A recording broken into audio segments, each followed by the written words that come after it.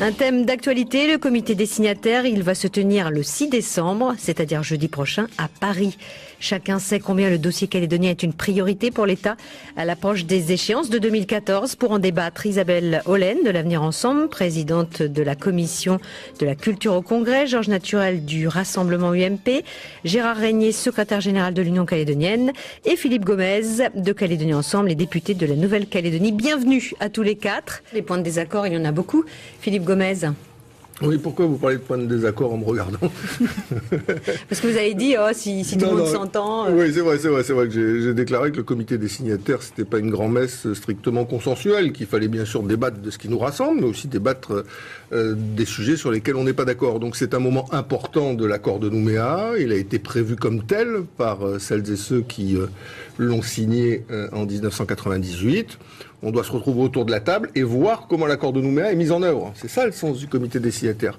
Quelles sont les dispositions sur lesquelles on a avancé, quelles sont celles qui font du surplace, et puis le cas échéant, quelles sont celles qui font marche arrière. Donc c'est vraiment sous la houlette du Premier ministre, donc c'est pas rien, c'est le plus haut représentant du gouvernement de la République française, accueilli chez le chef de l'État, puisque la veille, les signataires calédoniens sont accueillis par François Hollande à l'Élysée, avec la participation bien sûr du ministre de l'Outre-mer. Donc on a l'État au plus haut niveau qui, avec les partenaires calédoniens, essaye de faire un point de situation. Donc c'est indispensable. Et le cas échéant, si on est d'accord, tant mieux sur un certain nombre de sujets. Et si on l'est pas, on va essayer de mettre en place des passerelles ou renouer les fils du dialogue, comme on dit habituellement, pour essayer de trouver des points d'équilibre qui soient susceptibles de servir l'intérêt général de la Nouvelle-Calédonie. Et enfin, en ce qui concerne plus particulièrement Calédonie Ensemble, nous sommes très heureux d'y participer. D'abord parce que c'est un apport de 2011. Je rappelle qu'avant, les groupes politiques non signataires ne participaient pas en tant que tels au comité des signataires. Et c'est François Fillon, à la suite de la crise de 2011, qui a décidé que les groupes politiques avaient vocation désormais à siéger au comité. C'est important. À côté de la légitimité historique, l'Union calédonienne, le Rassemblement UMP et d'autres, il y a une légitimité démocratique. C'est les groupes aujourd'hui qui ont été soutenus par le peuple. Et puis aussi, autre élément en ce qui concerne ce comité des signataires qui est positif, c'est que nous avons obtenu satisfaction sur l'inscription d'un certain nombre de points à l'ordre du jour, dont on va parler probablement, drapeau, vie chère, lycée. Voilà, on va en ça parler. Aussi, c'est des sujets, bien sûr, qui tiennent à cœur les Calédoniens. Mais avant, je voulais vous faire écouter un petit micro-trottoir. Nous sommes allés dans la rue hier et on a demandé à la population ce qu'elle pensait du comité des signataires. On écoute et on se retrouve juste après. C'est quoi le comité des signataires? Signataires de quoi? Ils sont jamais d'accord entre eux. Nous, on en a marre de regarder. Ils sont tellement en désaccord que maintenant, on n'a même plus envie de regarder. On se dit, allez, faites votre jeu entre vous et puis après, on verra. Oh, rien du tout pour moi, c'est du blabla. Mis à part se remplir les poches et tout ce qu'ils savent faire. C'est pas eux qui me donnent à manger tous les jours. Oui, bien sûr, je m'en occupe quand même. Ça m'intéresse. J'aimerais bien qu'ils se mettent d'accord, tous. Et surtout qu'ils ne nous jettent pas comme de rien du tout, quoi. Qu'on fait partie, nous aussi, de la Calédonie. Parce que sans la France, j'aimerais bien savoir ce qu'ils vont devenir tous. Et c'est toujours la France qui paye. Dans un côté, il faut vraiment trouver une solution. Parce que pour le moment, la politique est dans tous les côtés. Il faut que les politiciens regardent d'abord la population où ils sont. Il y a beaucoup de pauvreté dans ce pays. Et les politiciens, il faut qu'ils pensent que l'avenir du pays, c'est entre leurs mains. C'est un pays qui est riche. Alors je ne vois pas pourquoi on se chamaille en politique. L'avenir est entre les mains des politiques. Alors un commentaire après, on peut dire que c'est la température du peuple. Philippe Gomez, est-ce qu'il y a des solutions pour leur apporter des réponses à ces gens-là? Écoutez, c'est notre rôle en tout cas. On a été élus, donc ça veut dire que une part de la confiance des Calédoniens nous a été confiée aux uns et aux autres, chacun avec sa sensibilité. Ce que je crois dans ce que j'ai entendu, c'est deux choses. La première chose, c'est que bien évidemment les Calédoniens souhaitent qu'on s'entende. Là, ça va de soi. Mais en même temps, il faut que les Calédoniens sachent que des opinions différentes, des sensibilités différentes, des projets politiques différents, ça fait partie du débat démocratique. Oui, dans notre pays, il y a une sensibilité non indépendantiste qui est représentée par un certain nombre de mouvements politiques. Oui, il y a une sensibilité indépendantiste représentée par d'autres. Et donc, bien évidemment, les philosophies qui animent ces mouvements sont des philosophies qui doivent nourrir le débat politique. Et on n'est pas tous d'accord. Et c'est tant mieux. Vous savez, il n'y a que dans les dictatures où tout le monde est d'accord, puisqu'on n'a pas le choix.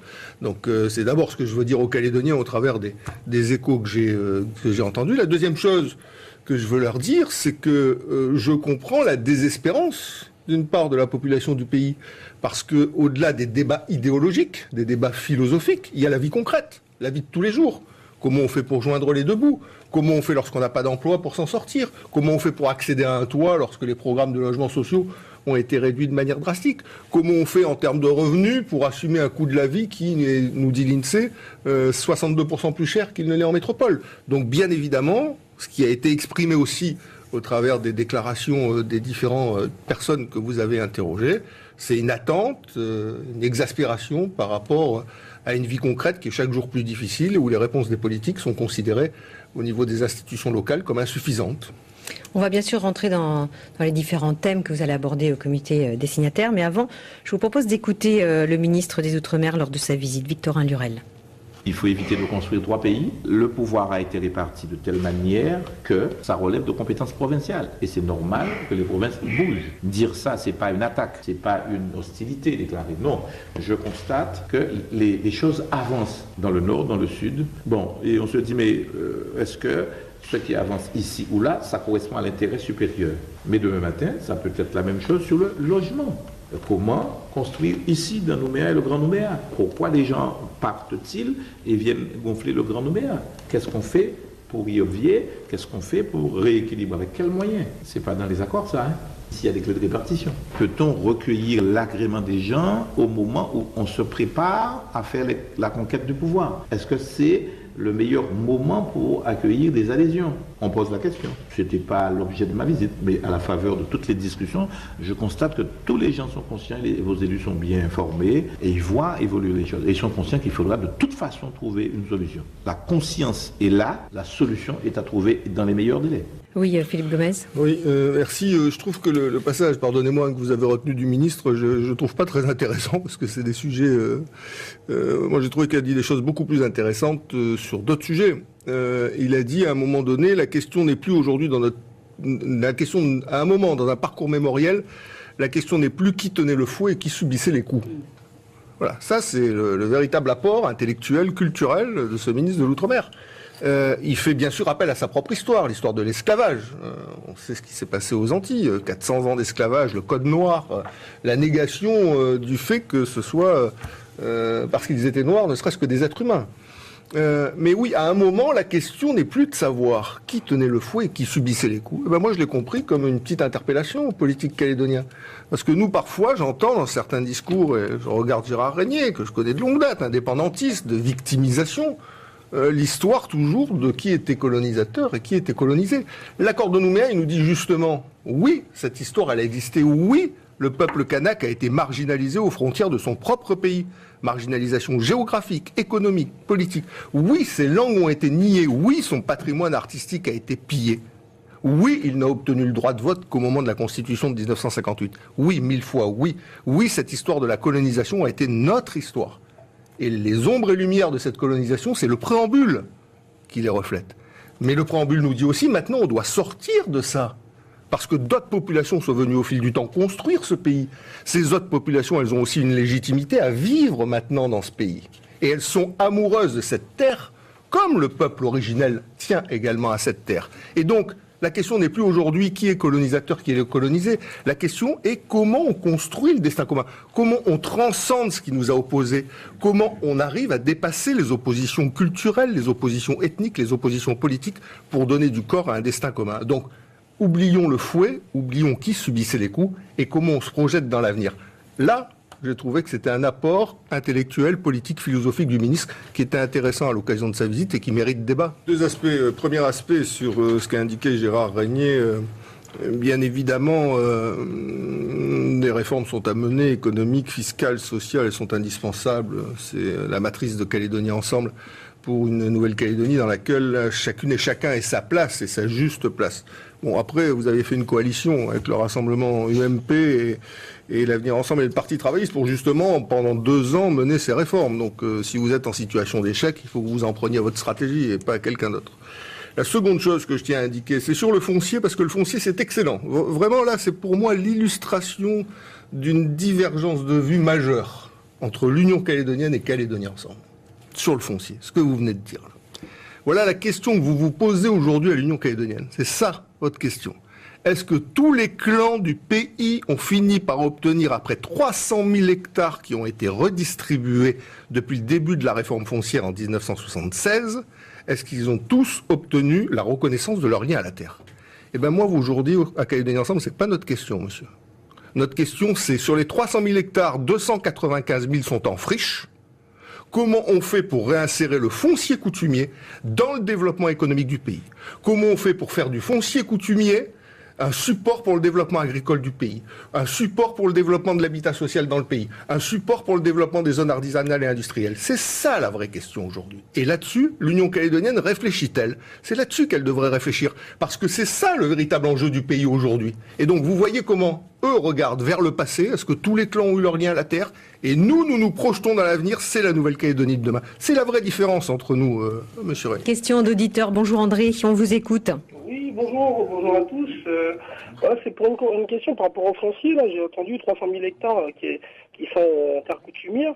Mais est-ce qu'on s'est posé la question comment des terres qu'on a données aux colons à l'époque et qui ne sont pas exploitées sur la côte ouest? Parce qu'on parle toujours de terres coutumières non exploitées. Mais par rapport à ces terres-là qu'on a données aux colons à l'époque, qu'est-ce qu'on en fait? Parce que quand on part de Nouméa jusqu'à Koumak, il y a un très grand nombre de terres qui ne sont pas exploitées, qui sont en friche, et dont les propriétaires sont des familles issues de colons.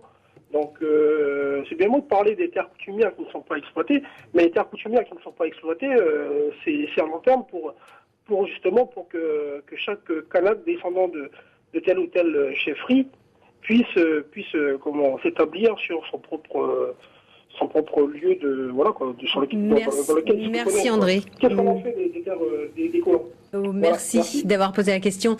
Une réponse, Philippe Gomez? Oui, il y a probablement un certain nombre de terres de colons, entre guillemets, qui ne sont pas exploitées. Je rappelle simplement, je conseille à monsieur d'aller regarder le recensement général de l'agriculture, le dernier qui est sorti, qui indique que 2/3 des agriculteurs sont des plus réactifs. C'est-à-dire que non seulement ils exploitent leurs propriétés, mais ils sont obligés de travailler à côté parce que l'agriculture est dans notre pays si peu rémunératrice que si on n'a pas une activité à côté, on est insusceptible de continuer à développer sa propriété agricole. Donc là, il y a un vrai sujet de fond, et ce sujet de fond est dans les mains des provinces depuis 25 ans. Force est de constater qu'on n'est pas arrivé, les uns et les autres, j'accuse personne en particulier, à permettre à notre pays de véritablement être créateur de valeur ajoutée en matière agricole. Deuxième aspect que je tiens à indiquer, pardonnez-moi, c'est que 300 000 hectares sur la Grande Terre, ça veut dire quoi parce que 300 000, on se dit qu'est-ce que ça veut dire?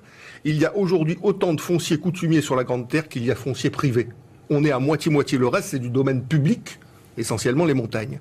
Donc vous comprenez bien que quand le développement du pays ne porte que sur la moitié du pays, parce que l'autre moitié est inexploitable, ça occasionne mécaniquement une envolée du prix des terrains.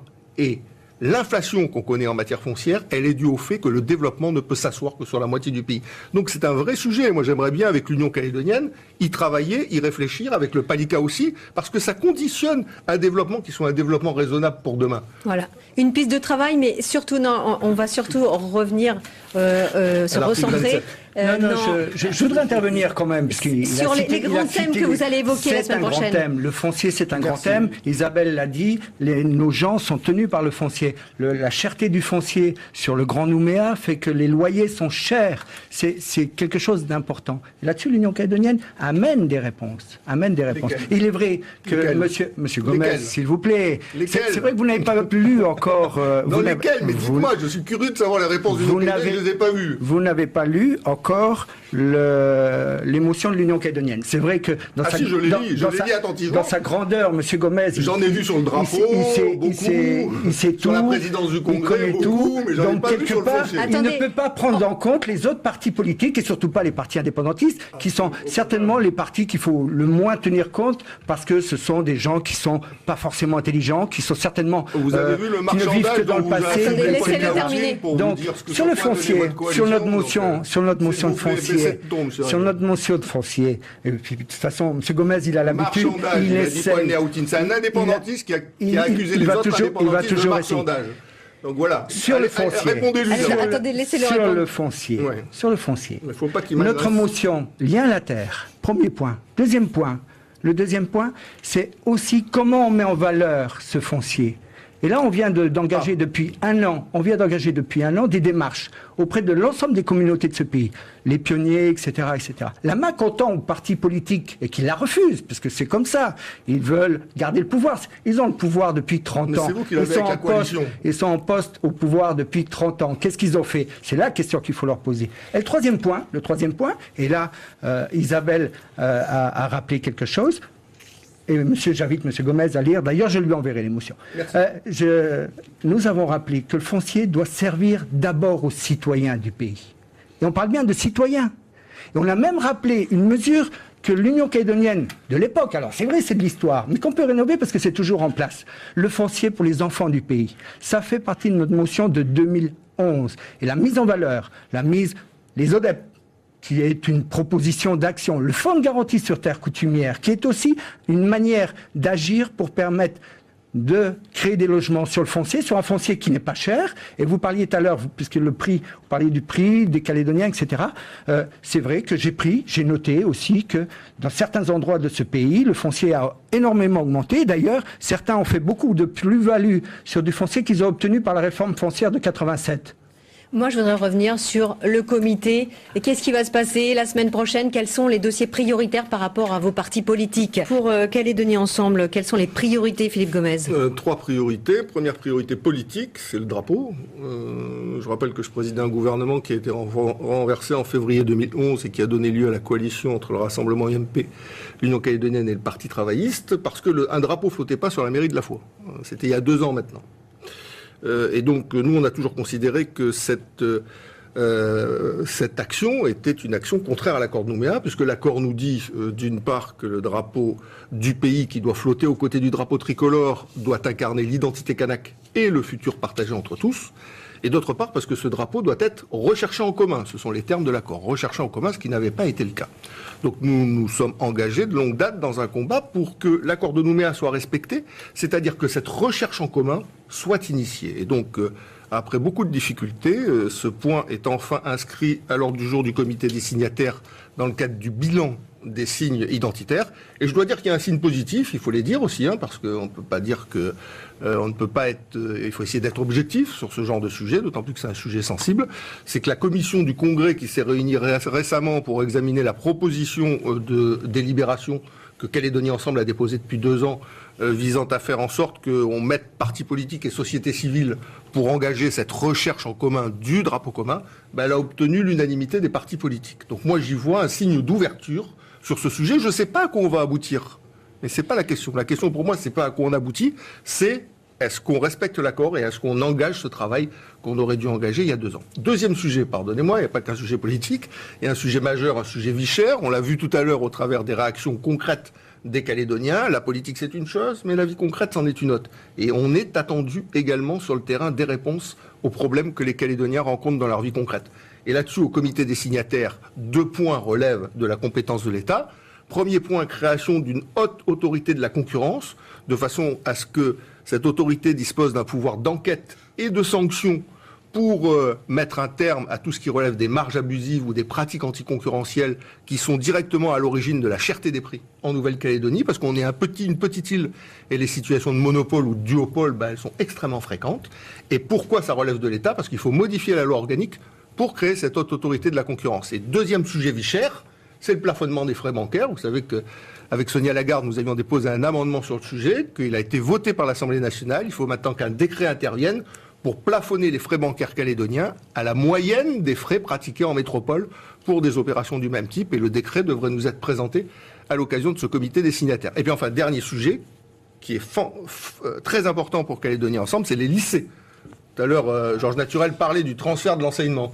C'est bien nous qui avons obtenu le fait que les lycées soient financés. Il faut arrêter un peu le cinéma, là. Nous, on était opposés au transfert de l'enseignement, non pas au transfert, mais aux conditions financières du transfert. Aux conditions financières du transfert. On a fait financer les lycées par l'État, c'est l'article 50-50 de la loi organique.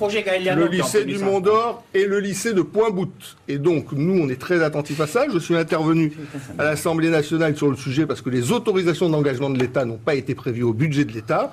Or, l'ouverture doit être faite en 2016, et donc on se battra avec Sonia Lagarde au sein de ce comité des signataires pour faire en sorte que les engagements de l'État soient respectés. Donc voilà 3 sujets parmi d'autres que Calédonie Ensemble porte dans la perspective de ce comité. Philippe Gomez, le mot de la fin. D'abord, la sortie de l'accord, c'est pas 2014, c'est 2018, voire 2022, puisque 3 référendums sont possibles. Donc on a 6 à 8 ans devant nous pour trouver des équilibres, une perspective partagée de sortie de cet accord.